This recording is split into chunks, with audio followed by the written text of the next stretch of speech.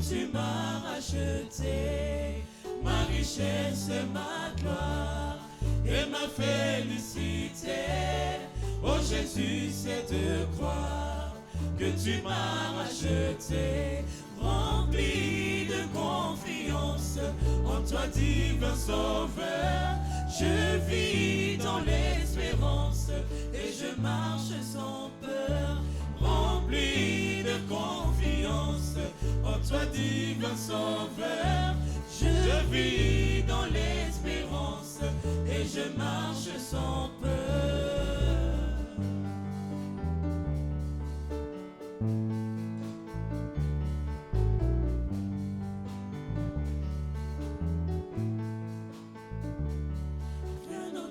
Les souillures, rien ne guérit le cœur, sinon les meurtrissures et le sang du Sauveur. Rien n'ôte les souillures, rien ne guérit le cœur, sinon les meurtrissures et le sang du Sauveur. Soudain Jésus nous lave de toute iniquité, procure à l'esclave l'heureuse liberté. Oui, Jésus se nous lave de toute iniquité, procure à l'esclave l'heureuse liberté. L'heureuse liberté. L'heureuse liberté.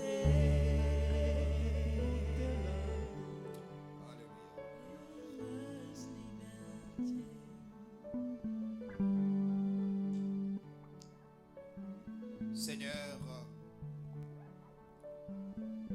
ce matin tu nous as appelés devant toi pour te rendre un culte agréable, un culte qui t'honore, un culte digne, Seigneur, à ton nom. Béni soit ton nom au milieu de cette assemblée. Nous voulons à présent que tu te glorifies dans ta haute puissance, dans ta divinité totale, Seigneur, au milieu de ce peuple. Ce peuple est venu pour t'entendre, pour recevoir quelque chose de ta part. Ta parole qui délivre, ta parole qui donne la vie, ta parole qui restaure, ta parole qui ressuscite les morts. Nous croyons que c'est par elle que tu as tout créé. Et ce matin, tu vas pouvoir, Seigneur, créer des choses nouvelles dans la vie de ce peuple. Que les malades guérissent, Seigneur Jésus.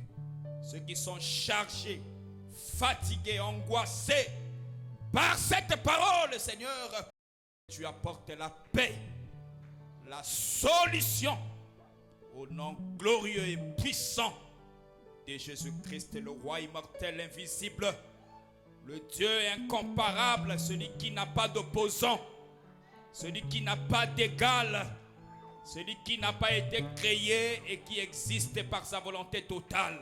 Béni soit ton nom au milieu de ce peuple réuni en prière. Que ton nom soit sanctifié maintenant et de toute éternité. Alléluia. Amen.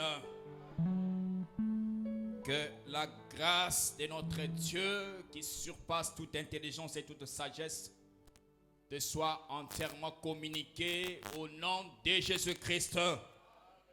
Est-ce que vous êtes dans la joie? Un homme m'a dit que je suis dans la joie lorsqu'on me dit allons dans la maison du Seigneur.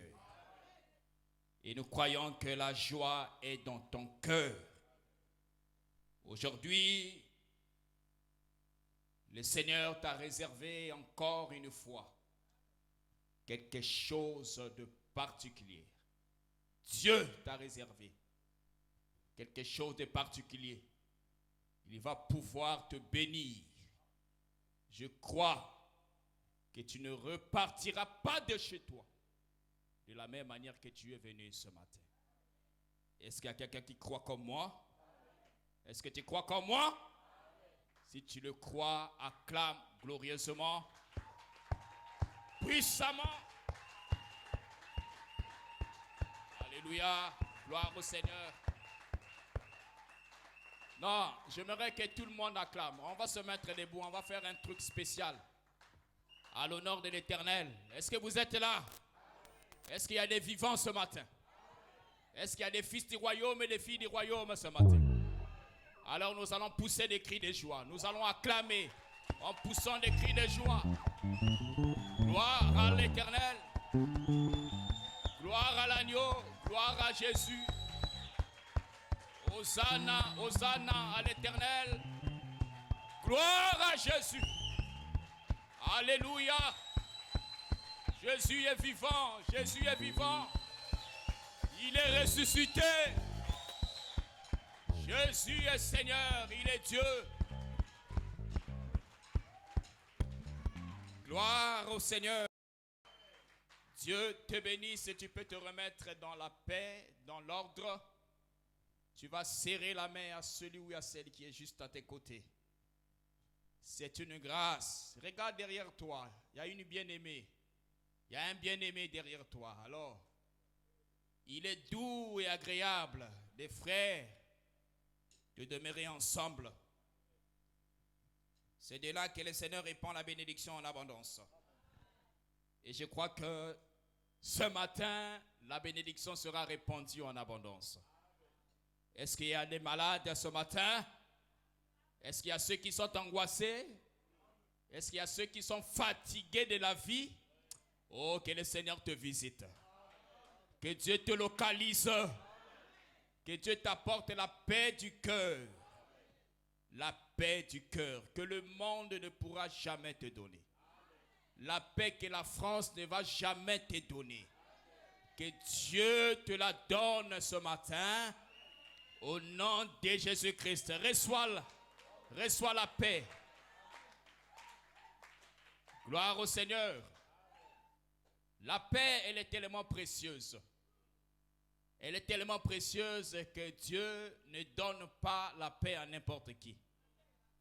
Sa paix, il ne la donne pas à n'importe qui. Rappelez-vous quand Christ était né, les chantres du ciel. Vous connaissez les chantres du ciel? Ce sont des anges. Ils sont descendus, ils sont apparus, ils ont commencé à chanter. Est-ce que vous connaissez les paroles de ces cantiques? Ils ont chanté, ils ont dit paix sur la terre. Est-ce qu'il y a quelqu'un qui dit amen? Paix sur la terre. Paix parmi les hommes que Dieu a agréés. Est-ce que vous comprenez ça? C'est que la paix de Dieu, on ne la donne pas n'importe où. Dieu donne sa paix seulement parmi les hommes que Dieu a agréés. Si l'on te pose la question, que signifient les hommes que Dieu a agréés? L'auteur aux Épîtres aux Hébreux répond à ta question. Il te dira, sans la foi, il est impossible d'être agréable à Dieu. Ce que je comprends par là, la paix parmi les hommes que Dieu a agréés signifie simplement la paix des fils d'Abraham, des hommes de foi. C'est pourquoi je dis la paix de Dieu, elle ne la donne pas à n'importe qui. Il faut que tu sois agréable. Or, Dieu a agréé un seul homme que Dieu a agréé. Vous connaissez cet homme? C'est Abraham. Car c'est lui seul que Dieu a aimé. C'est lui seul que Dieu a appelé.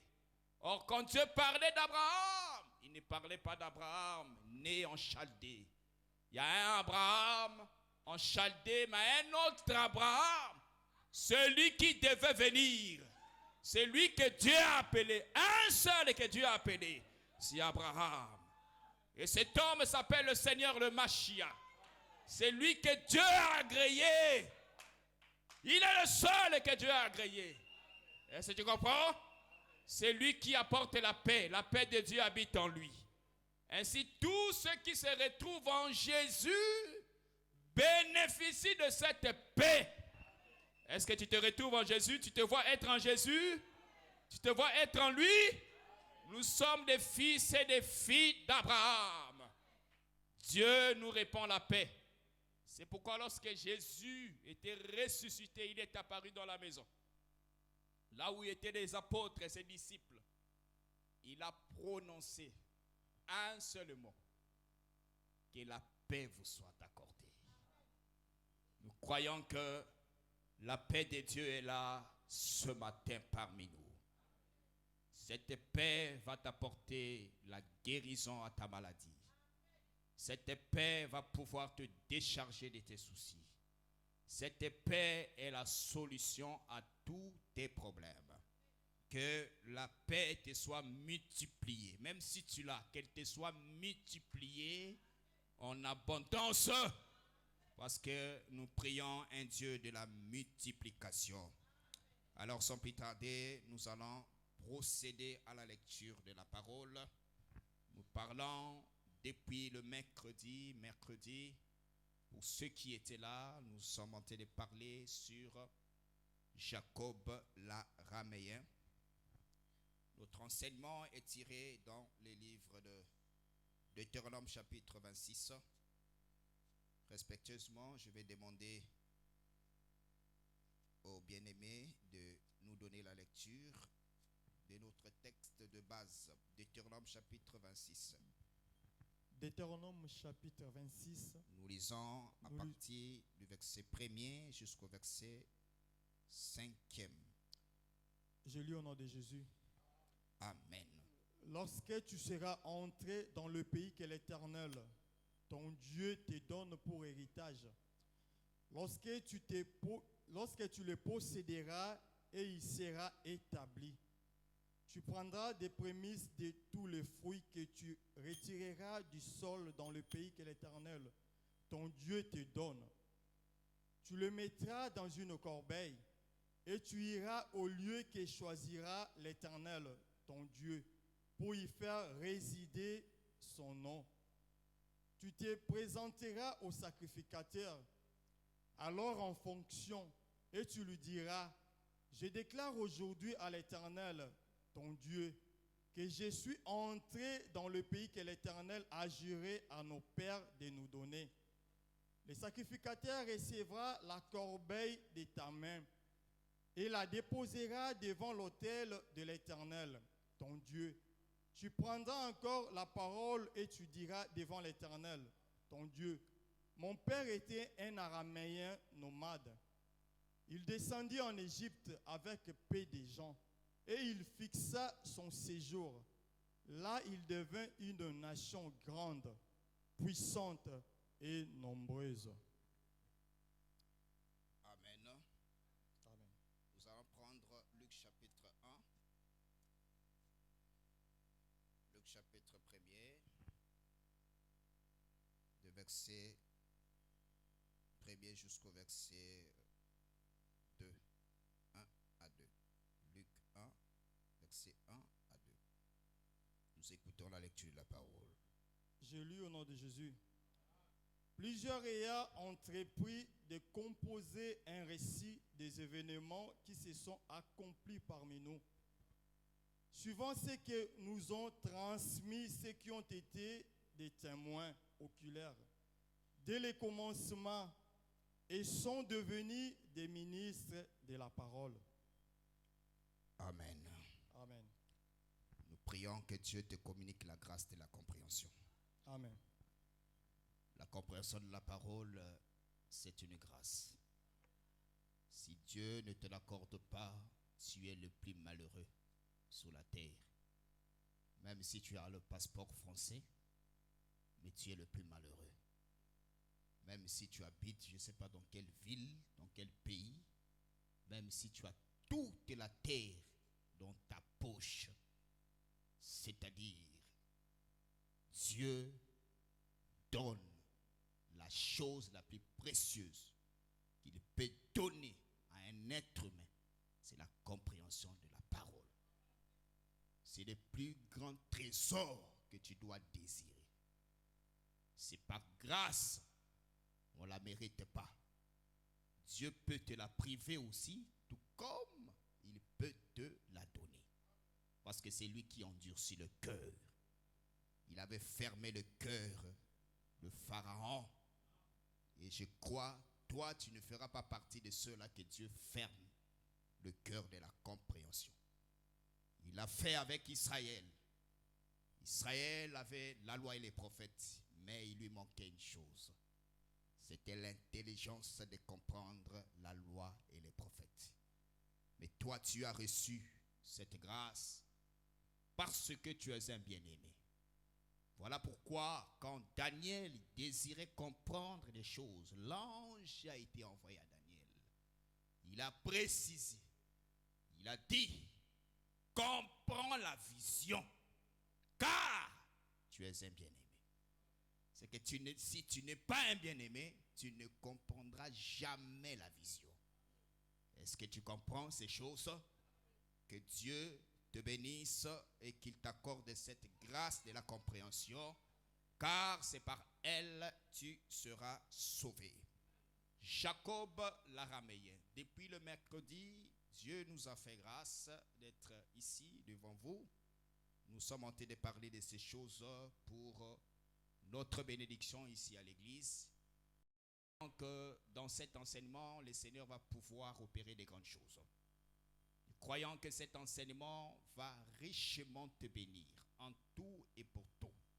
Cet enseignement a pour objectif de t'ôter l'ignorance et aussi de transformer ta vie afin que tu sois créé à l'image de Dieu.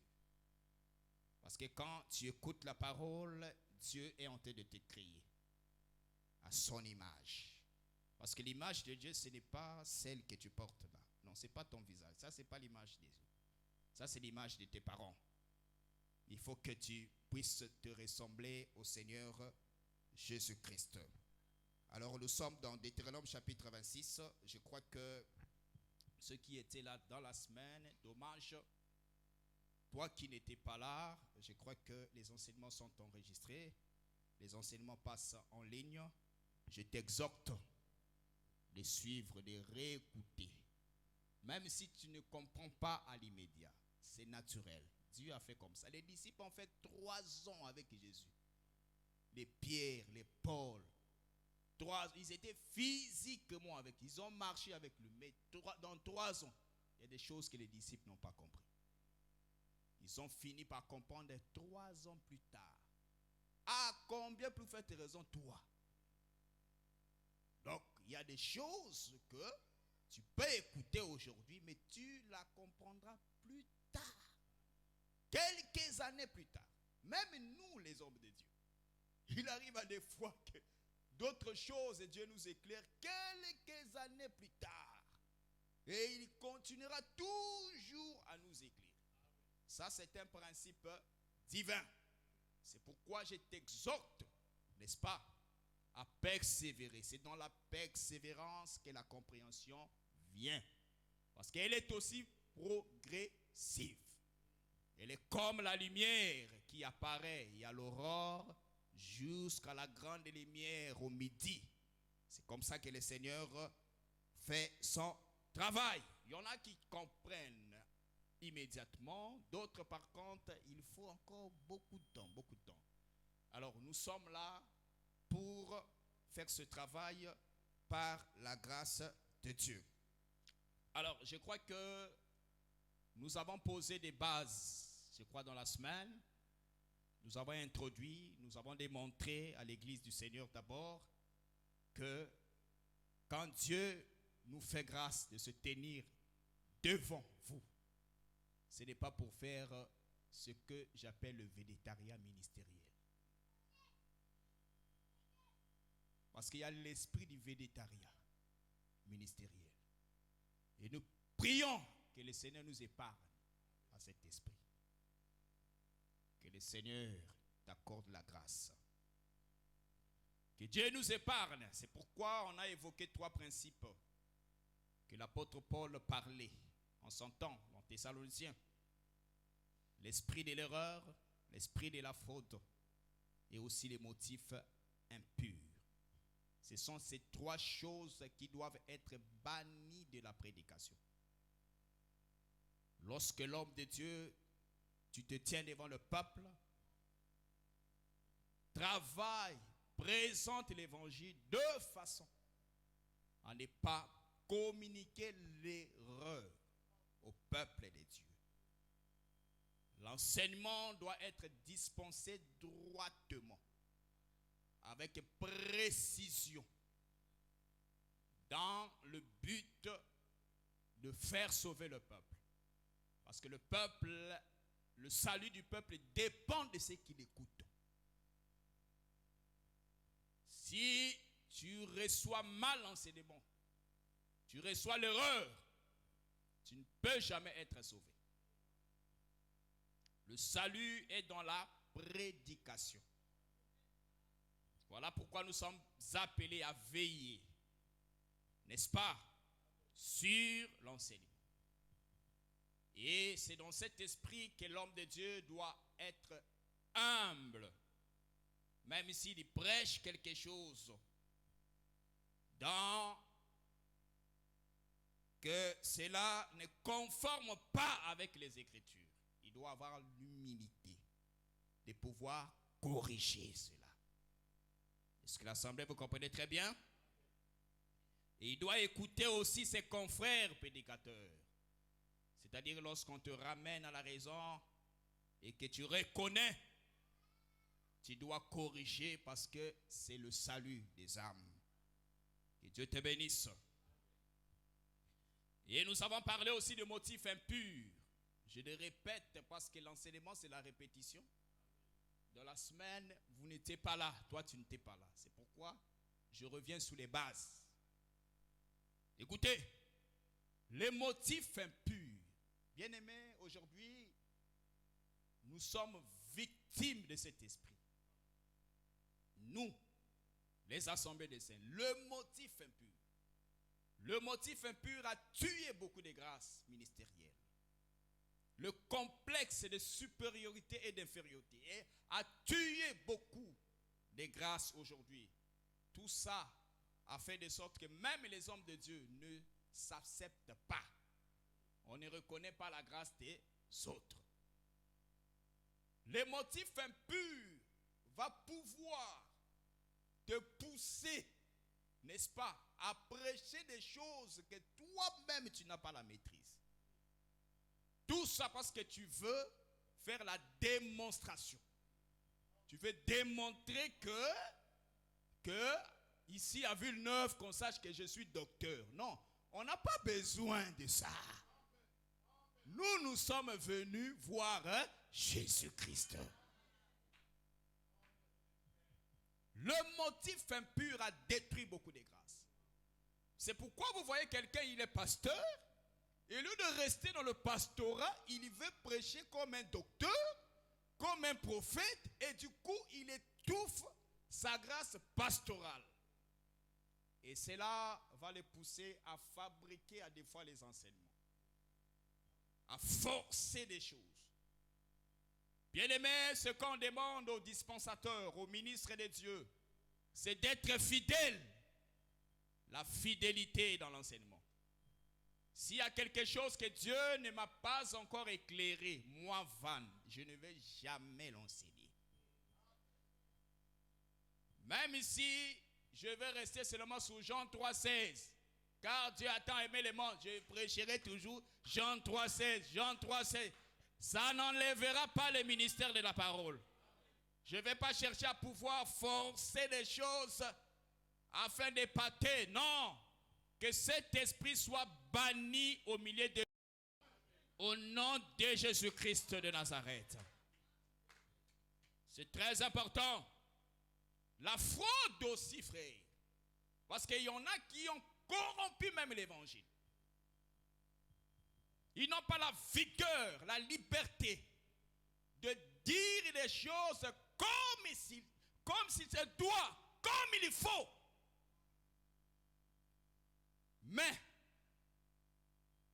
quand Dieu appelle, l'homme de Dieu doit avoir la liberté de dire la vérité au peuple. Là où il y a la doctrine, présente la doctrine. N'aie pas peur. On ne doit pas falsifier la parole de Dieu. On ne doit jamais aussi corrompre les ministères de la parole. Que le Seigneur nous épargne à cela au nom de Jésus-Christ. Mais pour ta part aussi, nous savons que ce qui a été au temps de Jésus, quand la prédication a commencé au temps de Jésus-Christ au 1er siècle, à Jérusalem, en Galilée, partout en Judée, Jésus est venu trouver au moins 4 sectes. Il a trouvé au moins 4 sectes, si je ne me trompe pas. Il a trouvé les Sadducéens. Il a trouvé les pharisiens. Il a trouvé aussi, comment dirais-je? Non, les scribes faisaient partie des Sadducéens. Il y avait aussi des scribes pharisiens. Il a trouvé aussi la secte qu'on appelle les Naziréens. Parce que Jésus était aussi accusé comme étant le chef de secte. N'est-ce pas? Il a trouvé ça au milieu du peuple. Et quand vous observez bien, derrière tout ça, il y avait un esprit. Les Sadducéens, c'était ceux-là qui occupaient, qui avaient la responsabilité sur le Sanhédrin. Le Sanhédrin appartenait, n'est-ce pas, aux Sadducéens. Les pharisiens étaient des religieux. Il a trouvé aussi une autre secte qu'on appelle les zélotes. Je ne sais pas si vous avez déjà entendu parler de ça. Les zélotes, ce sont ceux-là qui avaient l'espérance du royaume de cieux. Ils désiraient voir le royaume de cieux apparaître physiquement. Pour eux, le roi d'Israël, c'est celui qui devait venir combattre et délivrer le peuple physiquement. Parce que ce sont eux-mêmes qui ont déclenché la guerre judéo-romaine. Cette guerre qui a eu lieu en 70 après Jésus-Christ, qui était même à la cause de la destruction de Jérusalem, à la destruction du temple de Jérusalem, et c'est par l'empereur, le général Titus, d'après la prophétie d'ailleurs, de Daniel chapitre 9, le verset 27, la prophétie des 70 semaines, dite de Daniel. Parce qu'il était annoncé qu'un chef du peuple viendra, il y devait venir détruire la ville. Les zélotes, ce sont ceux-là qui ont créé la rébellion. Et c'est par cette rébellion que la guerre fut déclenchée. Et tout ça, c'était pour accomplir les promesses, les prophéties bibliques relativement à la vengeance des dieux qui devaient s'abattre sur Jérusalem. Pourquoi Jérusalem? Jérusalem, une ville qui a versé le sang, qui a bu le sang des apôtres ainsi que des prophètes. Alors, quand je vous parle des 4 sectes, ce sont les 4 types d'esprits qui existent aussi. Vous allez remarquer que quand Jésus prêchait, il y a eu ceux-là qui l'écoutaient simplement pour observer les choses, voir comment est-ce que les choses se passent. D'autres, ils venaient non pas pour être édifiés sur l'enseignement de Jésus, mais pour chercher comment l'accuser. Ils cherchaient par voies et moyens comment prendre Jésus par ses mots afin qu'il soit traîné au Sanhédrin, à la justice et qu'il soit condamné. Il y avait aussi des sceptiques qui venaient. Mais à part ça, il y avait ceux-là qui venaient avec des motifs purs pour recevoir quelque chose de la part du Seigneur. Être édifié. Être éclairé sur les questions des prophéties bibliques. Et c'est pourquoi nous avons aussi cet esprit. À chaque fois, il y a la prédication. Surtout dans nos milieux. Il y en a qui viennent ici pour observer. Comme observateur. Comment ça se passe ici à Villeneuve? Est-ce que l'assemblée, vous comprenez très bien? Comment ça se passe ici? Il y en a qui viennent non pas pour être édifiés, mais pour chercher dans l'enseignement de Jésus les mots afin de pouvoir l'accuser. C'est pourquoi il y en a qui posaient des questions à Jésus avec motif impur. Aujourd'hui, l'Assemblée des Saints est victime de cet esprit. Vous voyez des gens venir ici écouter la parole. Ils ne viennent pas pour être édifiés. Il y a le motif impur. Il y en a qui posent même des questions dans le but de chercher à dénigrer l'homme de Dieu. Pour chercher à humilier l'homme de Dieu. Parce que Jésus a été piégé plusieurs fois.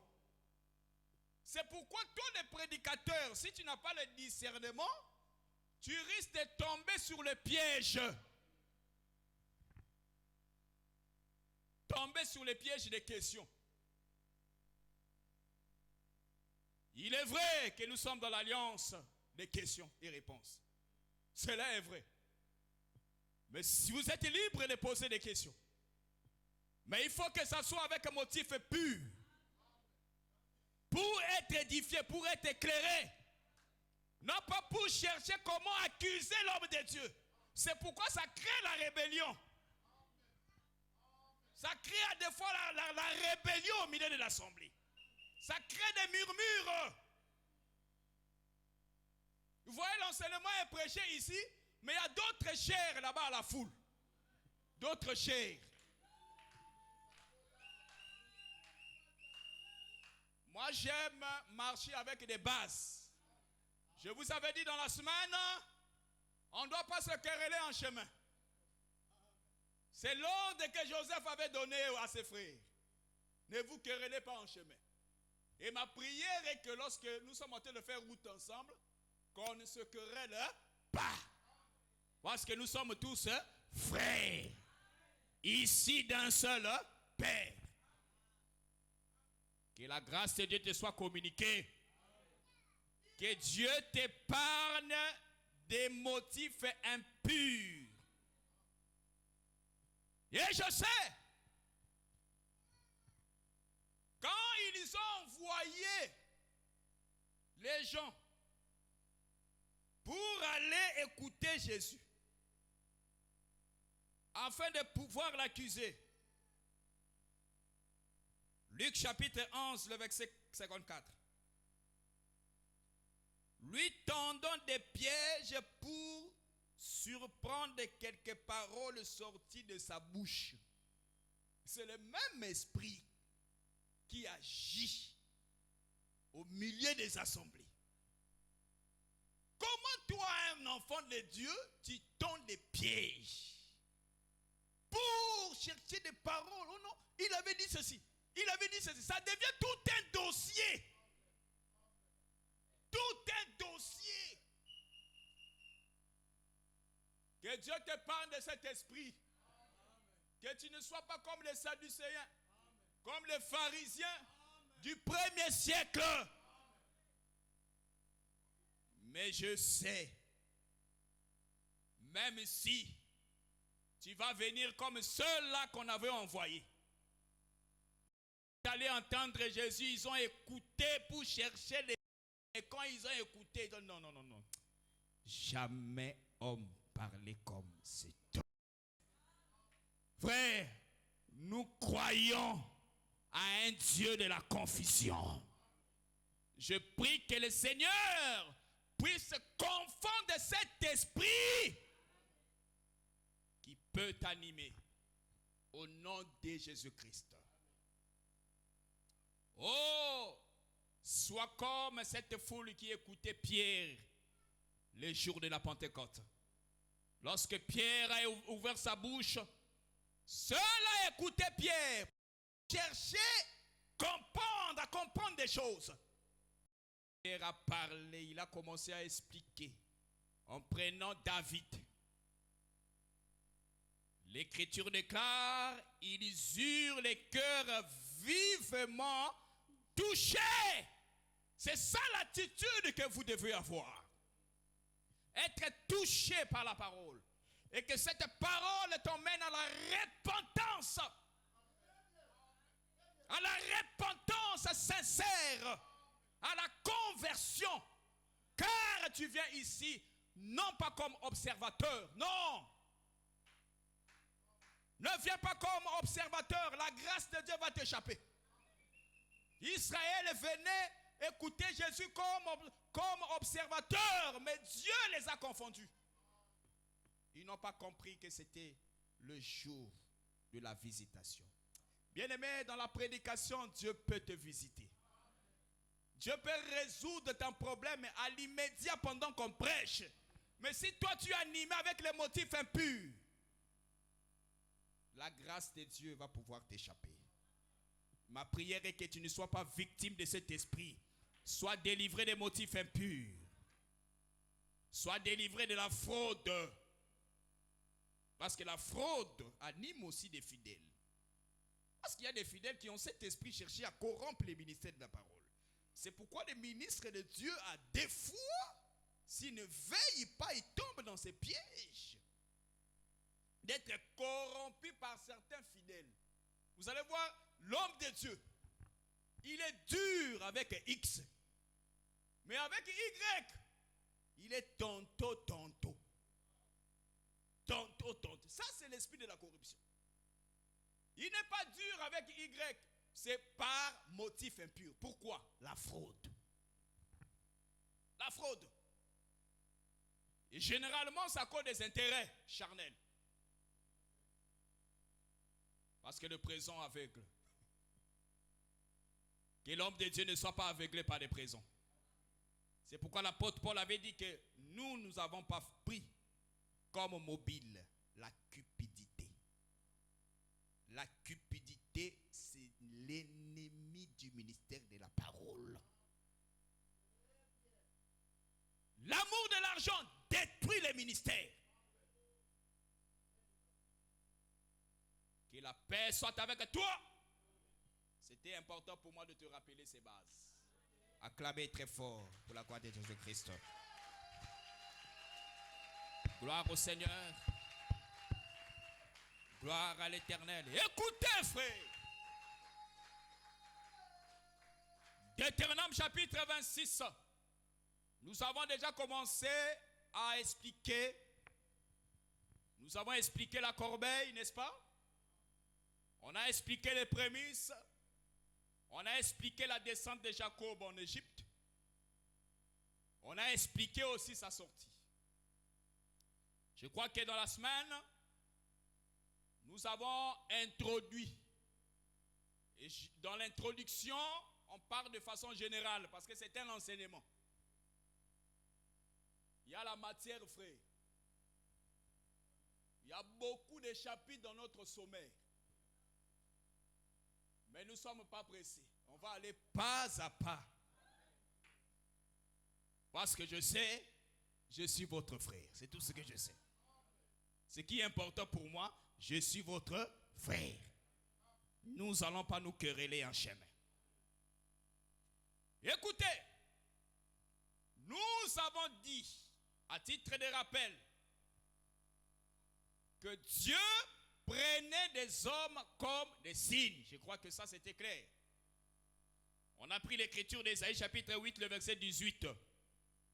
Ésaïe a déclaré que moi et ma maison, nous sommes des signes et des présages, et les enfants que Dieu m'a donnés, des signes et des présages en Israël. C'est qu'un homme, c'est un signe. N'oubliez pas, il y a des expressions, un grand signe parie dans les ciels. tous les signes de la Bible n'ont pas la même signification.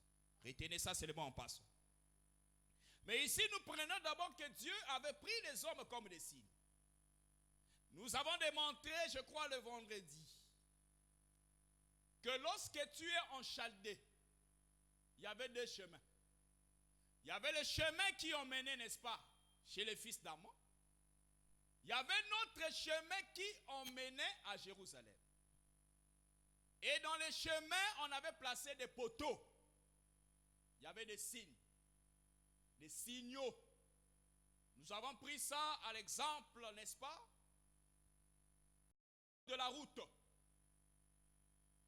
Lorsque vous roulez, tous ceux qui ont passé le code, qui ont le permis de conduire, ils savent l'importance du code de la route. Il y a des panneaux de signalisation. Et on appelle les chauffeurs au respect du code. Pourquoi? Afin qu'ils soient épargnés de tout risque d'accident. Est-ce que nous sommes ensemble? Si tu ne respectes pas le code de la route, tu risques aussi la mort. Dieu a tracé une route, un chemin. Quel était ce chemin? C'est le chemin de l'alliance. Parce que l'alliance de Dieu, c'est tout un chemin. Mais un chemin qui devait nous ramener où? À Jérusalem. Parce que nous étions à Jérusalem, n'est-ce pas? C'est-à-dire, Juda était à Jérusalem. Et après, ils n'ont pas respecté le sabbat. L'Éternel les a chassés. Ils sont allés en exil, en déportation à Babylone. Ils ont vécu 70 ans de souffrance. Mais il était question de retourner à Jérusalem. Pour retourner à Jérusalem, il y avait un chemin que l'Éternel avait tracé. C'est très important. Quand vous marchez sur ce chemin, Néhémie avait besoin d'être escorté. Il avait demandé des cavaliers. Ça, c'est Néhémie. Mais Esdras n'avait pas demandé des cavaliers. Il n'avait pas voulu demander qu'il soit escorté. Qu'il marche sont les cavaliers. Mais Néhémie, pour retourner à Jérusalem, il avait besoin d'être escorté. Ça, c'est un autre enseignement. Mais comprenez que Jérusalem dont nous parlons, il y a un Jérusalem que le Seigneur avait présenté de façon terrestre, mais qui explique la Jérusalem céleste. La Jérusalem terrestre que le Seigneur avait présenté premièrement, c'est le jardin d'Éden. Le jardin d'Éden, c'est la Jérusalem terrestre, premièrement. Adam dans le jardin, ce qui avait fait que Adam soit chassé, j'avais dit dans la semaine, c'est parce qu'il avait violé le sabbat. Il n'avait pas respecté le sabbat. Parce que Dieu avait dit, le jour du sabbat, tu ne porteras pas le fardeau. Quand le sabbat arrive, tu ne dois pas porter le fardeau. Est-ce qu'on est d'accord? Dieu a créé Adam le 6e jour.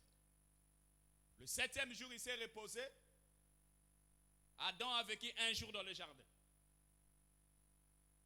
Quand Dieu se repose, il ne travaille plus.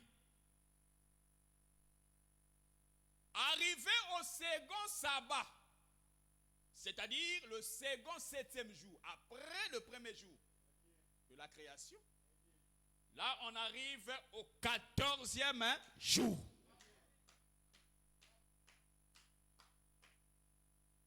Dieu est venu donner une loi en Israël. Jésus l'a expliqué. Lorsqu'il allait guérir l'homme qui avait la main sèche, il a dit, quelqu'un parmi, n'est-il pas écrit, Si tu fais tomber ta brebis les jours du sabbat, tu viendras la relever le même sabbat. C'est que les jours du sabbat, on travaille. On doit relever la brebis les jours du sabbat. Dans les Écritures, la brebis, c'est un homme. Parce que si David dit que l'Éternel est mon berger, c'est qu'il est la brebis. Le roi, c'est une brebis. Or, le roi sur la terre, c'était Adam. Il était toute une brebis.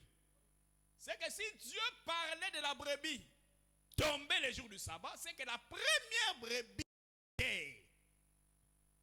Adam le premier, il est tombé un sabbat. Donc le jour où Adam a péché, fit le second sabbat. Est-ce que nous sommes ensemble? C'est un sabbat. Cette chute était caractérisée par quoi? C'est par le fait qu'il a porté le fardeau. Parce que tu ne porteras pas le fardeau le jour du... Or, le fardeau, c'est les péchés. Le jour du sabbat, Adam a porté les péchés. C'est le fardeau qu'il a péché. C'est le fardeau qu'il a porté. C'est qu'il a violé le sabbat. C'est fut le 7e jour que Adam est tombé. Le second sabbat. Voilà pourquoi le Seigneur avait dit une chose. Lorsqu'il avait besoin de premier-né, le premier-né de l'animal, pour le sacrifier, il faut commencer à compter le nombre de jours. C'est au 8e jour qu'on doit prendre le premier-né et le présenter à l'Éternel. Il doit être sacrifice le 8e jour. Le 8e jour, on doit verser le sang. Pourquoi? Parce que la loi de la circoncision, c'est au 8e jour. Or, Dieu, avant de créer Adam, il a créé l'agneau. Parce que les vêtements qu'on avait donnés à Adam, ces vêtements-là a été fut tiré de l'agneau. Qui a enseigné ça? C'est le frère Salomon. Salomon dira que l'agneau a été créé pour te vêtir. Mais le bouc, c'est pour acheter les champs. C'est très important. C'est que quand Dieu a pris les vêtements d'Adam, il avait tué l'agneau. Il a récupéré la peau. S'il a récupéré la peau, où était partie la chair? Quelqu'un me dira que cette chair, les animaux avaient mangé ça. Il n'y a pas un verset. Parce que nous n'enseignons pas qu'avant l'arche de Noé, les lions mangeaient l'agneau. Après, arrivé dans l'arche, les lions ne mangent plus l'agneau. Les lions mangent maintenant l'herbe. C'est pour parler de la paix. Non. Ça, c'est une interprétation particulière. Avant Noé, avant les déluge, l'alimentation, c'était l'herbe. Mais attention, avant la chute d'Adam, Dieu a donné l'herbe portant la sémence. Adam mangeait le fruit. Mais quand Adam tombe, Dieu prive Adam le fruit. Il lui donne comme alimentation à l'homme l'herbe. C'est après les déluge que le Seigneur vient changer l'alimentation. Il autorise maintenant à l'homme de manger la chair. Est-ce que vous comprenez très bien? C'est qu'on a tué l'agneau, on a récupéré la peau, on a laissé la chair. Pourquoi? Parce que cette chair devait être brûlée la chaleur du soleil. Pourquoi? Parce que c'était l'Holocauste. N'oubliez pas, le Seigneur avait dit au sacrificateur, lorsque tu fais de service, tu offres l'offrande, tu auras pour part la peau. La peau appartient au sacrificateur. C'est écrit comme ça, hein? Je vais prendre cette écriture. Je sais là où je vais. Ne vous en faites pas. Est-ce qu'on peut avancer? Lévitique chapitre 7, le verset 8. Le sacrificateur qui offrira l'holocauste de quelqu'un aura pour lui la peau de l'holocauste qu'il a offert. L'holocauste, c'est la chair de l'animal qui est brûlée entièrement. Tout est brûlé. Mais le sacrificateur récupère seulement la peau. C'est que quand Elohim est descendu dans le jardin, il a récupéré la peau, c'est qu'il était le sacrificateur. C'est qu'il a laissé la chair comme holocauste. Que ça soit brûlé entièrement. Aucun animal ne pouvait manger cette chair-là. Est-ce que vous comprenez très bien? C'est pourquoi Jésus-Christ est allé à la croix comme la chair brûlée. Mais la peau devait être récupérée. La peau qu'on a récupérée, en réalité, c'est les vêtements qu'il avait laissés. Parce que la peau, c'est un habit.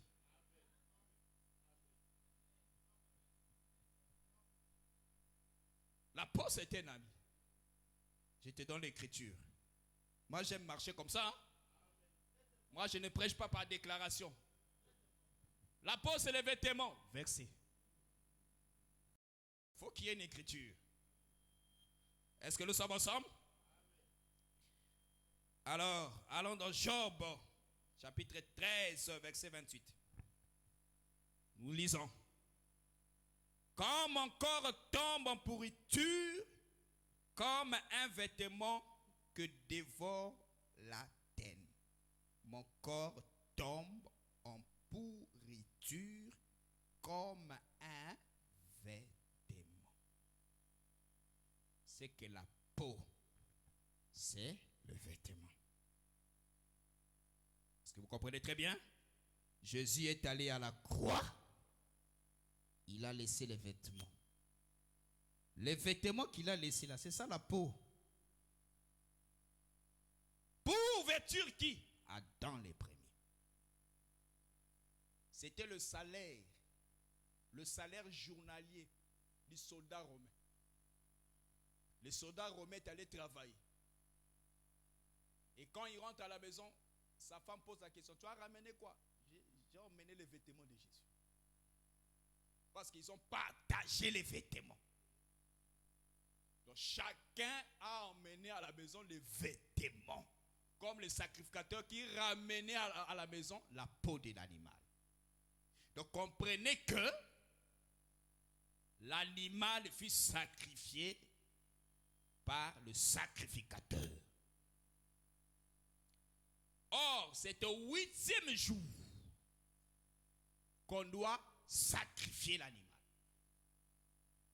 C'est dans ce sens-là que nous avons dit le vendredi que Adam a été créé le 6e jour jusqu'au second sabbat. Adam aura combien de jours dans le jardin? Il aura 8 jours. Pas 14 jours. Parce qu'il a été créé le 6e jour. Le 7e jour, Dieu s'est reposé. C'est le premier sabbat. Adam a un jour. Il y a un soir, il y a un matin. Il a passé la première nuit. Vous connaissez là où Adam dormait? Parce que le jardin était vaste. Il faut connaître là où il posait sa tête. C'est très important. C'était notre enseignement. Mais comprenez qu'il a passé sa première nuit. Quand Dieu déclare, il se repose. Dieu se reposa de ses œuvres. Adam a un jour dans le jardin. Le matin du 7e jour où Dieu s'est reposé, Adam a un jour. Maintenant, tu prends du premier sabbat, donc le 6e jour, la première nuit du 6e jour, au matin du 7e jour, jusqu'au second sabbat, Adam aura 8 jours dans le jardin. il est tombé le second sabbat, mais le 8e jour depuis sa création, la création de l'homme, parce qu'il a été créé le 6e jour. C'est que quand l'homme tombe, le jour, c'est un sabbat d'un côté, de l'autre côté, c'est aussi le 8e jour de sa création. Pourquoi Dieu est venu verser le sang? Parce que l'animal qui fut tué pour vêtir Adam, ce fut là la circoncision que Adam avait reçue dans les jardins d'Éden. Parce que quand Jésus meurt à la croix, Paul enseigne que la mort de Jésus, c'est la circoncision. Est-ce que l'assemblée, vous comprenez très bien? Mais ça doit être le 14e jour depuis le premier jour de la lumière de la création. Pourquoi? Parce que la mort de l'animal dans le jardin préfigurait d'une autre manière la Pâque. C'est pourquoi ce n'est pas en vain que Dieu est venu donner la loi. L'agneau doit être immolé le 14e jour. Où est-ce qu'il a ramassé ça? Il a vu ça dans le jardin. Dieu ramène que ce qui est passé. Il y parle de plusieurs manières et de plusieurs reprises. La Pâque a commencé d'abord en Éden, frère. Cette portion, c'était pour t'expliquer que Adam est tombé un sabbat. Il a violé le sabbat, le 7e jour. C'est pourquoi nous avons parlé en passant sur les 7 enfants de Léa. Léa a eu combien d'enfants? 6 enfants. 6 fils. Le 7e enfant, qui? Dina.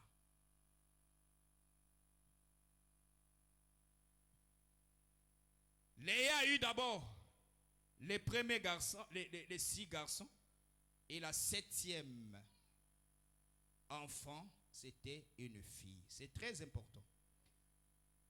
Et cette fille devait être gardée vierge. Vous comprenez que les 6 fils de Léa, ce sont les 6 premiers jours de la création. Le premier jour, Dieu a créé quoi? Il a créé la lumière. Il a dit que la lumière soit. Mais le premier fils de Léa, c'est qui? C'est Ruben. Qu'est-ce que signifie Ruben? L'Éternel a vu mon affection. Le Ruben, c'est l'œil. Si tu vas poser la question à Jésus, qu'est-ce que signifie l'œil? Jésus va te répondre. L'œil, c'est la lampe du corps. Ah, c'est que Ruben, c'est toute une lampe. Quand Dieu déclare que la lumière soit, c'est Léa qui enfante Ruben. Donc le premier fils, premier né, c'est le premier jour de la création. La lumière. Deuxième fils, c'est Siméon. Qu'est-ce que signifie Siméon? L'Éternel a entendu. Donc c'est l'oreille. C'est l'exaucement. Si on te pose la question, entre le ciel et la terre, qui exauce l'autre? La réponse est chez Salomon. Dieu exauce du haut des cieux. C'est que Siméon, c'est le ciel. C'est pourquoi vous allez comprendre, quand on prend Siméon, on le met dans la prison, ça signifie Dieu a fermé le ciel. Il a fermé le ciel. Le ciel est fermé. Le ciel est fermé. Le ciel est fermé. Joseph va poser la question, qui est digne d'ouvrir le ciel? Il fallait chercher quelqu'un qui devait ouvrir la prison de Siméon. C'était conditionné, ce n'était pas n'importe qui. C'est le fils qui était auprès du Père. Si Benjamin ne vient pas, le ciel de la prison ne sera pas ouvert. Benjamin doit descendre. Qui est digne d'ouvrir? Qui est digne? L'intercession de Siméon dans la prison, c'était quoi? Que Benjamin vienne. Que Benjamin vienne.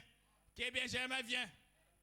Celui qui était digne d'ouvrir la prison, c'était la présence de Benjamin.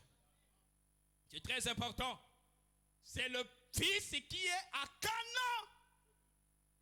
C'est la question qu'on avait posée dans Après chapitre 5. Qui est digne d'ouvrir le livre et d'en remplir les seaux? Qui est digne? Qui est digne?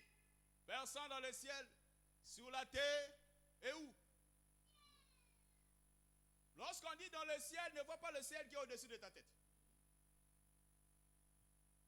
Quand on dit sur la terre, ne vois pas la terre que tu marches. Non.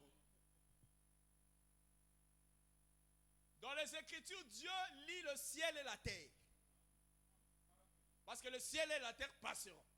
Ce qu'est du ciel, ce n'est pas ce ciel. Parce qu'il y a ciel et ciel dans la Bible. Il y a le ciel qui est au-dessus de notre tête. Il y a un autre ciel qu'on appelle le ciel éternel. Un ciel qui ne passera jamais. Personne dans le ciel, sur la terre, dans les lieux inférieurs. Ne te dis pas que personne dans le ciel, ça veut dire qu'à l'éternité, il n'y avait personne. Non. Le ciel dont parle, le ciel et la terre dont on parle ici, c'est la création. C'est la création adamique. Parce que la création d'Adam a deux portions. Au commencement, Dieu créa les cieux et la terre. C'est ça la création. Donc dans cette création-là, personne. Dans les lieux inférieurs, c'est là où étaient les prophètes qui dormaient. Là-bas aussi, il n'y a eu personne. C'est pourquoi, autour, il y avait quelqu'un. On a présenté à Jean, voici le lion de la tribu de Juda. C'était important, hein? A vaincu. Parce que celui qui avait demandé en premier Benjamin, c'était qui? C'était Ruben. Quand Ruben a parlé, le père n'a pas écouté. Ruben était incapable de faire descendre le fils. C'est que Ruben n'a pas vaincu. C'est pourquoi quand Judas a ouvert sa bouche, le père n'a pas pu retenir Benjamin. C'est que c'est Judas qui a vaincu. Pourquoi? Parce que Judas c'est le lion. Jean ne pouvait pas voir ces choses dans l'Apocalypse si Dieu ne l'avait pas parlé à l'arrière. C'est pourquoi ce livre s'ouvre par la voix de l'arrière. Il doit retourner pour entendre la voix qui parlait derrière. Que la grâce et la compréhension te soient accordées au nom de Jésus-Christ. Ruben était incapable. Qui est Ruben? Moïse, c'est lui le premier-né. La loi était incapable de faire descendre Dieu sur la terre. Lorsqu'il a parlé, il n'y avait pas de solution. Mais il fallait que Judas lui-même puisse descendre. Quand Judas a parlé, bien-aimé Benjamin a été donné. Que le Seigneur te soit favorable. C'est ce Benjamin qui descend pour aller ouvrir le livre. Siméon, que Dieu te bénisse. C'est Benjamin, c'est l'agneau. Parce que dans la Bible, si on te pose la question, qu'est-ce que signifie l'agneau? Tu connais la définition de l'agneau? L'agneau veut dire la dîme. Vous le savez? Dans Nombre chapitre 28, verset 28.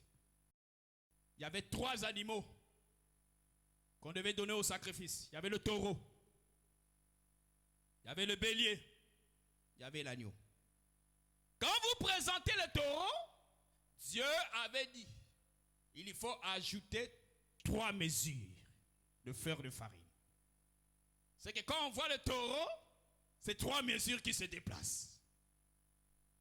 Quand vous voulez sacrifier le taureau, le bélier, pardon, 2 dixièmes, c'est que le bélier marche avec 2 portions. Mais quant à l'agneau, il faut présenter l'agneau avec 1 dixième. C'est que l'agneau marche avec 1 dixième.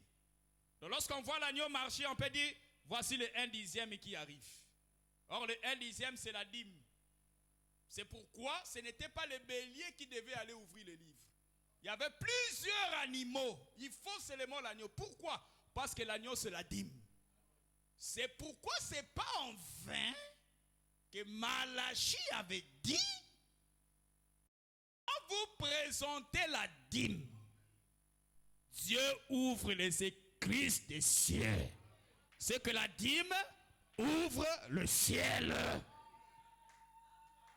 Que signifie le ciel? Apocalypse chapitre 6, le verset 14. Le ciel se retira comme un livre qu'on roule. C'est que le ciel, c'est un livre. Est-ce que vous comprenez bien? Donc Siméon, c'est tout un livre qu'on a fermé dans la prison. Voilà pourquoi Jean ne pouvait pas voir les béliers. Il a vu seulement l'agneau. L'agneau est allé ouvrir. Parce que l'agneau, c'est le plus faible. Or, le plus faible, c'est le dernier. Le dernier, c'est Benjamin. Il est descendu comme l'agneau afin d'ouvrir le livre qui était fermé pendant 3 jours. Que Dieu ouvre le ciel dans ta vie.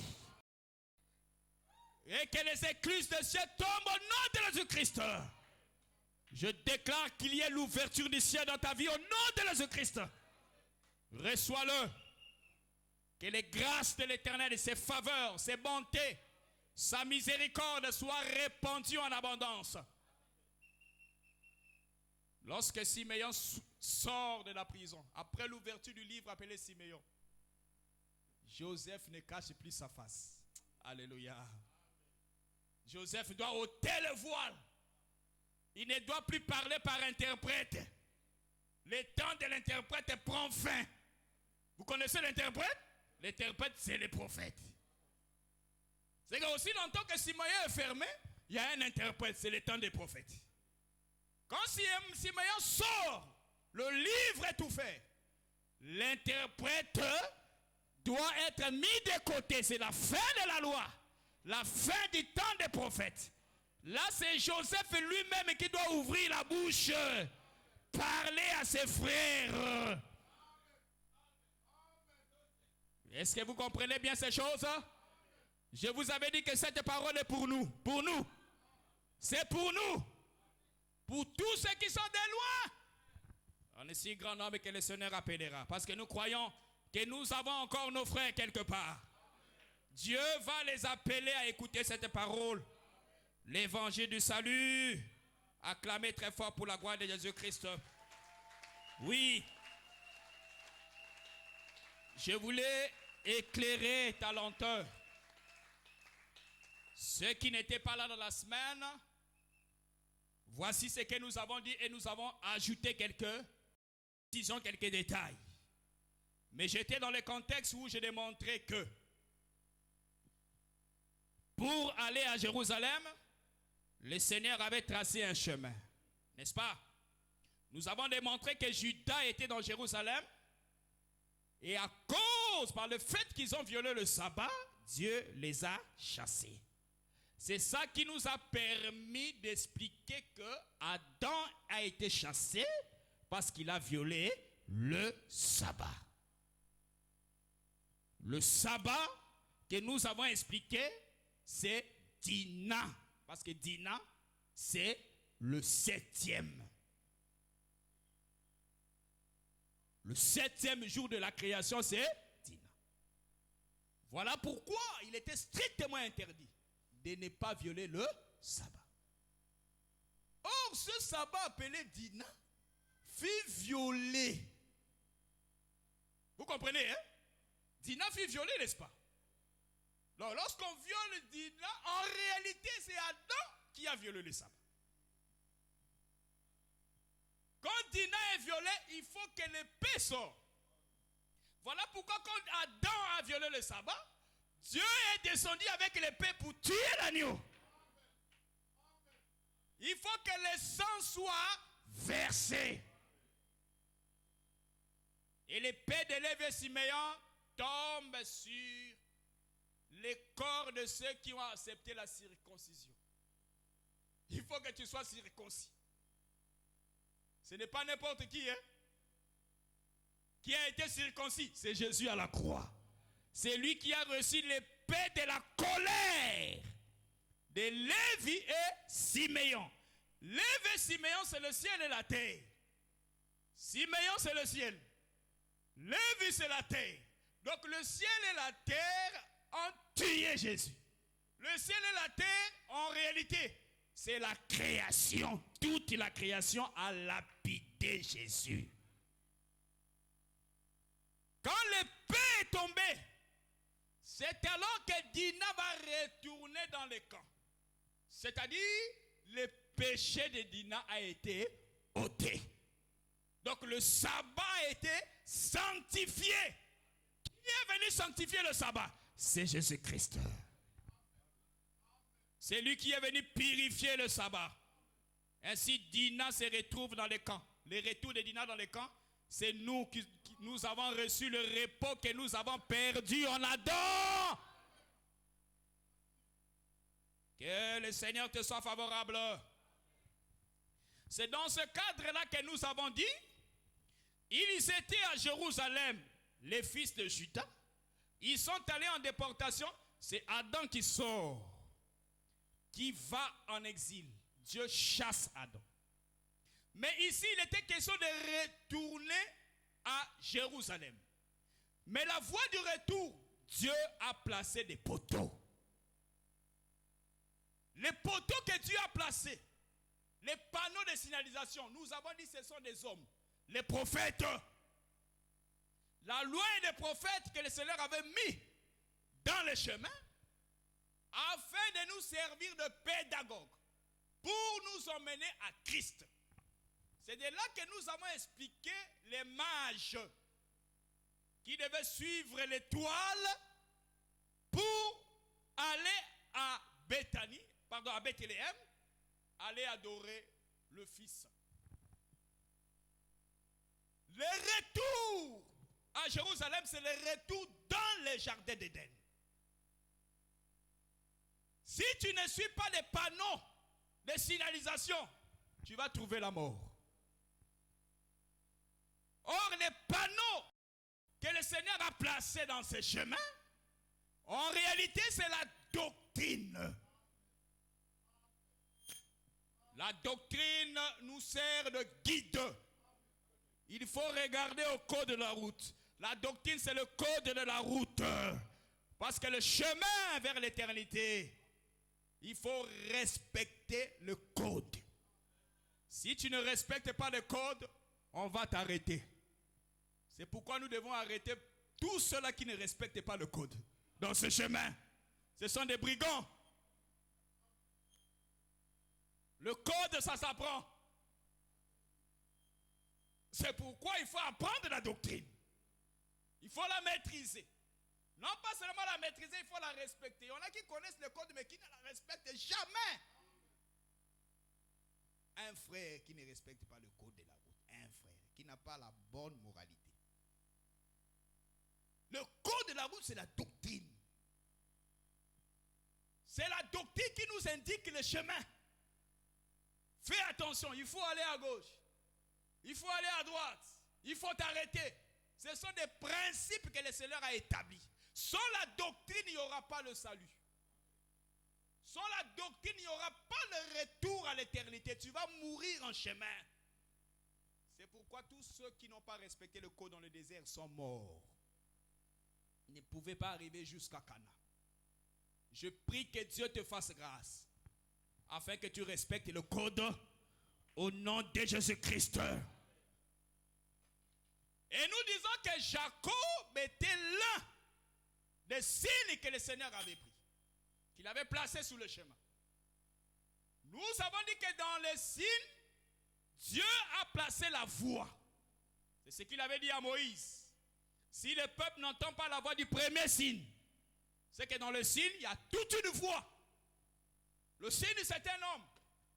Quand vous voyez Jacob se déplacer, portant le titre d'un araméen, il est un signe. Dieu ne parle pas de Jacob. Il faut entendre la voix qui est dans ceci. La voix, c'est l'enseignement. Donc, dans le signe appelé Jacob, Dieu a un enseignement pour toi, l'Église. Voilà pourquoi nous ne sommes pas du nombre de ceux-là qui négligent les Écritures, qui sautent le vexé. Tu vois quelqu'un, Jacob l'a rameillé, saute. C'est quoi? Vous aimez des choses. Prêche-nous seulement Jésus guérit, Jésus sauve, Jésus délivre. Or, il oublie, Jésus guérit, c'est dans l'araméen. Est-ce qu'il oublie, Jésus délivre, c'est dans l'araméen. Dieu n'est pas insensé, c'est toi qui es insensé. Dieu, c'est l'homme sage. Il fait toutes choses pour un but. Pensez-vous qu'il est bête de présenter Jacob comme un... Il n'avait rien à faire. Donc Dieu n'avait rien à faire. Il présente Jacob comme un araméen. Paul a lu ces choses. Comme toi.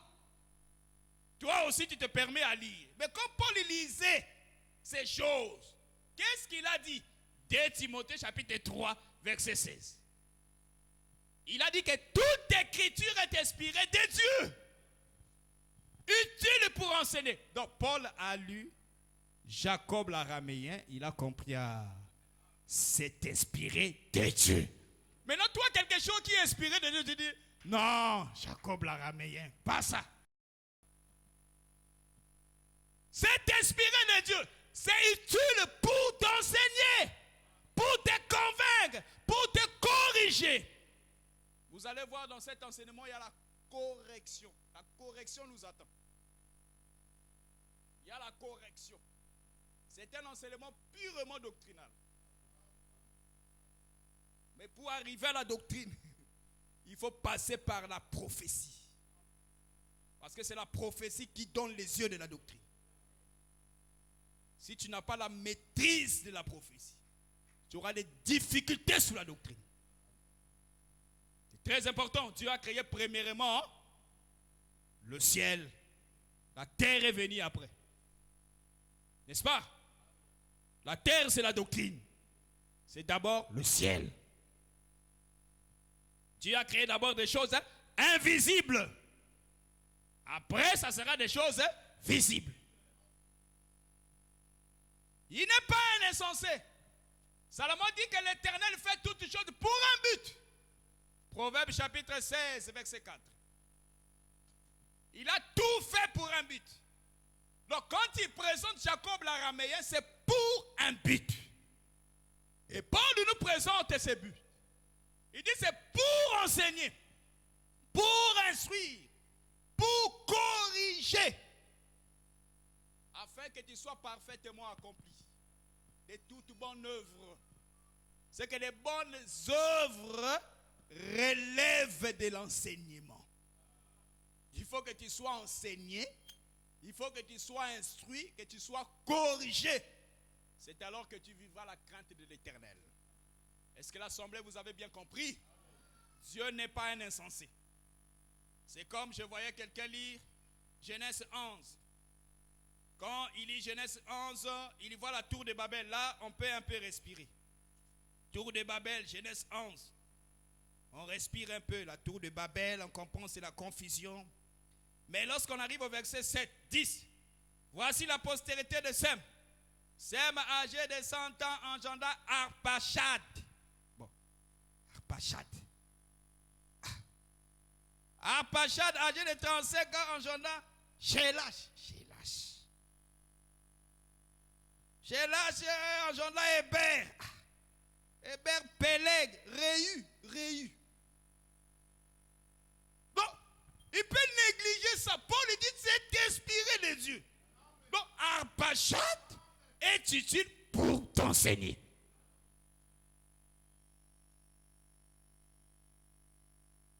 Nous négligeons rien, frère. Aussi longtemps que Dieu nous donne les yeux de voir, nous allons vous dire ces choses. Nous n'avons pas un autre endroit, frère, de parler de ces choses. Car c'est dans l'église que le monde connaîtra la sagesse infiniment variée des dieux. Tu es l'église, n'est-ce pas? C'est ici que le monde connaîtra la sagesse infiniment variée de Dieu. Pas ailleurs. Il faut venir labourer avec la génisse de Samson. Si tu ne laboures pas avec la jeunesse de Samson, tu n'auras pas l'explication de l'énigme. Est-ce qu'il y a quelqu'un qui peut acclamer pour la gloire de Jésus?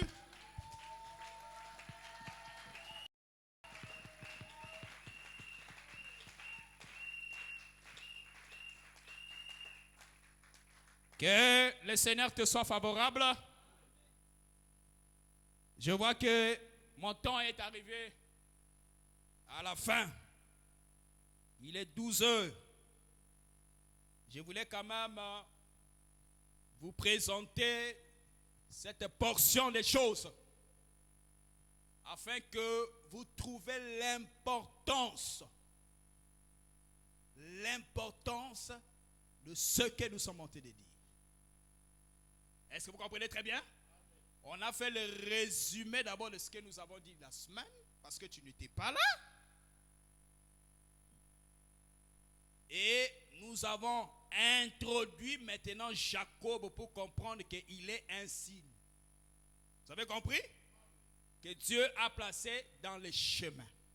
Si tu observes ce signe, tu vas arriver au Canaan. Donc pour retourner à Jérusalem, Dieu a placé les signes. Les signes, c'est l'ensemble de tous les prophètes. Donc ce n'est pas en vain que le Seigneur a présenté Jacob comme l'araméen. Il y a une voie. Maintenant, à partir de mercredi, nous allons maintenant commencer à vous révéler la voie cachée sur le personnage appelé Jacob. Mais je te renvoie à la méditation. De Sem jusqu'à Jacob, Jacob était le 12e depuis Sem. Le 12e dans la généalogie, 12e. En lui, il y a le chiffre 12. C'est que l'araméen marche avec le chiffre 12. Retenez ça, c'est très important. Et nous allons décortiquer les 3 éléments qui permettent d'identifier une personne. On peut t'identifier par rapport à la langue. On est d'accord? On peut t'identifier aussi par rapport à ta terre natale, là où tu es né. C'est-à-dire ta terre d'origine. On peut t'identifier aussi par rapport à la terre où tu séjours. Si tu séjours ici, en France, à Paris, on va t'appeler parisien. Mais tu n'es pas d'origine parisienne. Est-ce que vous comprenez très bien? Il y a la terre d'origine. Il y a la terre de séjour. Il y a aussi les langages, la langue. Même si tu peux être à Paris, attention, les langages peuvent trahir, peuvent révéler ton origine. C'est très important. Retenez ces 3 choses. C'est pourquoi nous avons dit que Jésus était né à Bethléem, mais il a séjourné à Nazareth. C'est pourquoi on l'appelle Jésus de Nazareth. Est-ce que vous comprenez très bien? Nous avons dit que Pierre, on a reconnu que Pierre était avec Jésus, c'est par rapport au langage. Dans la langue, il y a ce qu'on appelle le langage, l'accent. L'accent peut révéler ta source. Que tu viens du Congo. Même ici, tu as le passeport français. Que non, toi, tu viens du Congo. Toi, tu viens de la Côte d'Ivoire. C'est très important, hein? C'est pourquoi vous allez comprendre que comment est-ce que Jacob est vu comme étant l'araméen. Parce que le territoire où il a séjourné, c'était dans le territoire de Laban. Laban était un araméen. Or, Laban, comme vous voyez bien le frère Laban, Laban était qui? C'était le frère de Rebecca. Rebecca était qui? Rebecca était la maman de Jacob. C'est que Jacob était araméen par son côté maternel, mais hébreu par son côté paternel. C'est dans la semaine que nous allons commencer à dévoiler ça. C'est dans le territoire de Bad Aram, dans ce territoire-là, qu'il a enfanté 12 fils. Bad Aram. Là-bas, il a déposé les 12 fils. C'est très important. C'est que l'araméen marche avec le chiffre 12. Mais en Israël, l'araméen appartenait, la langue araméenne appartenait aux étrangers. Si tu veux communiquer avec les étrangers, tu dois parler l'araméen. Afin que ceux qui sont sur la muraille ne comprennent pas. Donc si Jacob parle araméen, attention, c'est pour faire comprendre aux étrangers sa langue maternelle. C'est que vous allez comprendre, la langue judaïque, c'est la loi. La langue araméenne, c'est l'explication de la loi. Que la grâce du Seigneur soit avec toi. Acclamez pour la gloire de Jésus-Christ. Dieu nous fera grâce. Nous allons prendre aussi des temps de prier ensemble avec vous. Mais pour aujourd'hui, on se limite là. Que Dieu te bénisse au nom de Jésus-Christ.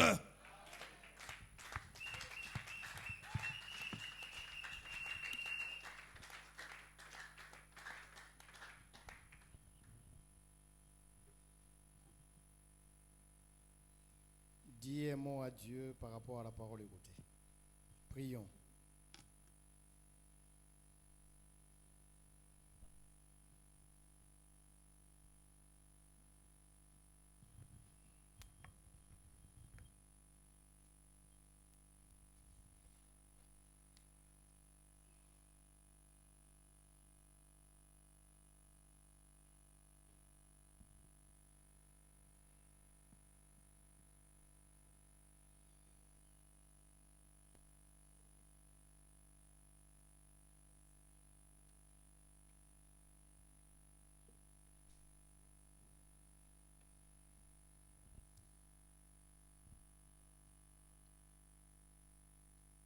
Merci, merci.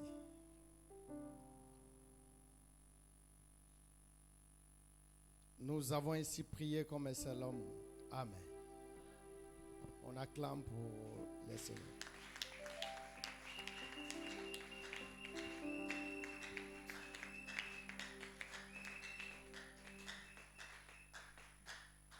Donnez-nous l'argent. On cherche une salle. Si on a une salle, nous pouvons rester comme cela jusqu'à 14 heures. On écoute la parole. Dieu nous a bénis, nous a donné des prédicateurs qui savent parler. Et nous sommes censés délibérer la salle et demi pour ne pas être une pierre d'achoppement pour les autres qui vont occuper aussi la salle. Donnez-nous l'argent pour la garde.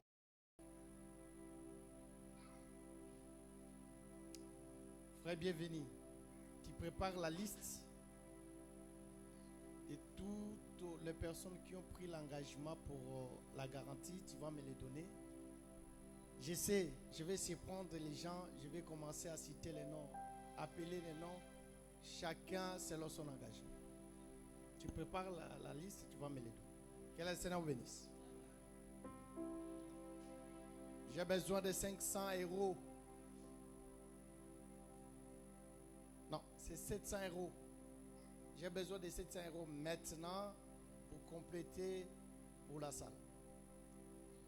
C'est lui qui a amené sa contribution de la salle, qu'il passe rapidement, qu'il donne à frère bienvenu. Avant qu'on puisse déchirer. Frère bienvenu, approchez ici.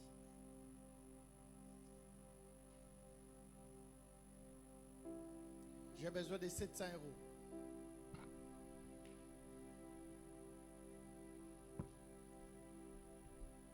Merci. Que le Seigneur bénisse. C'est pour payer la salle. Hein? C'est pas pour...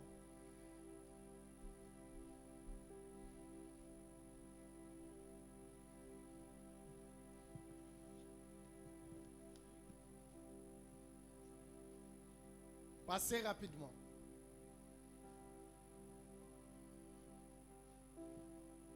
Ne t'en fais pas, ne t'en fais pas. J'aurai les 700. Tu as combien là? 150.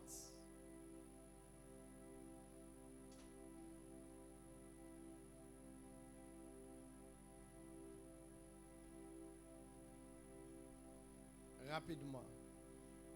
Jacob l'a ramé. Amen. Maintenant, nous avons besoin d'écouter ces choses dans la salle. Donnez-nous l'argent. Ne t'en fais pas, je vais marcher dans deux. Je vais d'abord les femmes qui accouchent d'elles-mêmes, sans la femme sage. Mais je vais descendre. Ne t'en fais pas. Venez, merci. Merci. Si on te donne là-bas, tu me fais signe.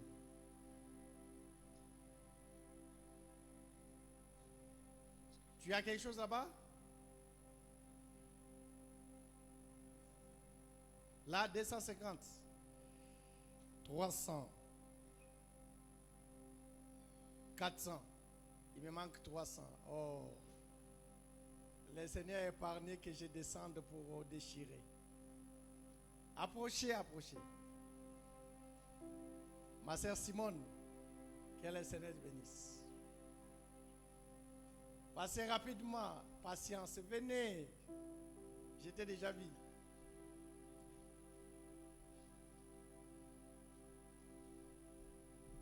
Seigneur n'a pas permis que je descende pour déchirer. Merci.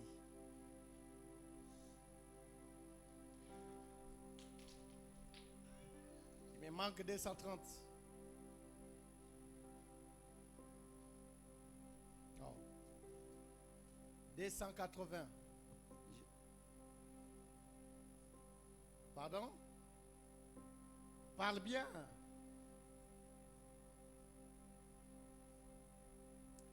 Ici, ça ce n'est pas... Que la femme se taise dans l'assemblée. Tu me donnes combien? 100 €. D'accord, je reste avec 180. Combien? Il me reste 30 alors. Hein? Qu'est-ce qui ne va pas? Tu m'as embrouillé, pourquoi? Je laisse, écoute-moi. Je laisse, écoute, je laisse. Si ça il n'y a pas la totalité de 1700, tu vas compléter avec ta poche. Prenez ça. Doudou, venez Mathieu. S'il te plaît, prenez ça. Que le Seigneur bénisse. Nous courons derrière les temps. Regardez si ça, ce n'est pas 1700, complété avec la poche. J'appelle rapidement le frère Mardoché qu'il passe. J'appelle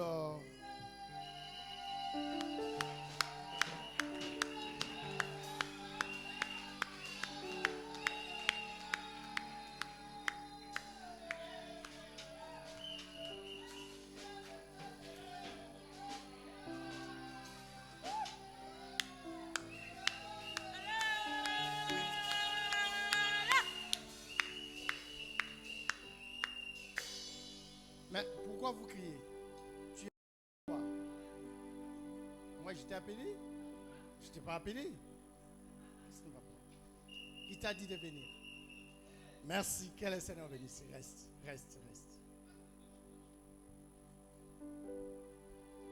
Que le Seigneur bénisse. Je n'ai pas beaucoup d'exercices à faire.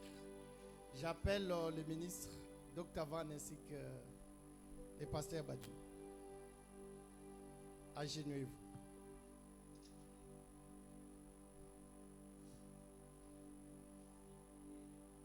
Depuis,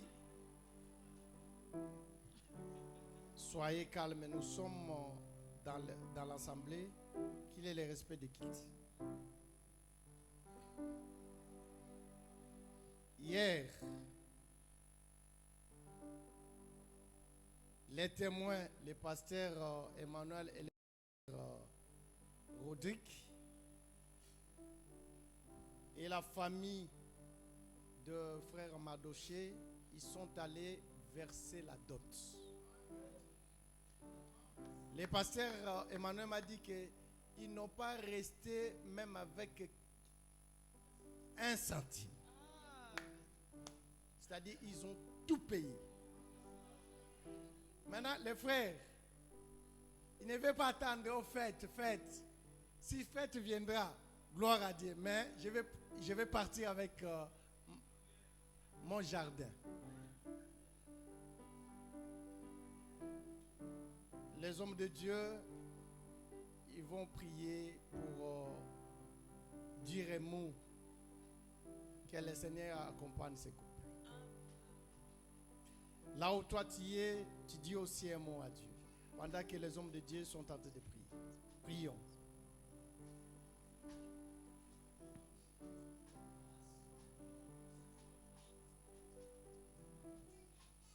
Que ta main, Seigneur, est Dieu de grâce, soit sur le bien-aimé. Que ta grande bénédiction, Seigneur, est Dieu de grâce. Manifeste, Seigneur, est Dieu dans ces couples. Que ta grande bénédiction soit leur partage. Qu'ils soient bénis. Que tu les rends féconds. Seigneur est Dieu de grâce. Qu'il y ait la progéniture dans ces couples. Au nom de Jésus-Christ. Tout ce qui est de l'ennemi soit banni au nom de Jésus-Christ. Mais que ton amour se manifeste. Au nom de Christ Jésus.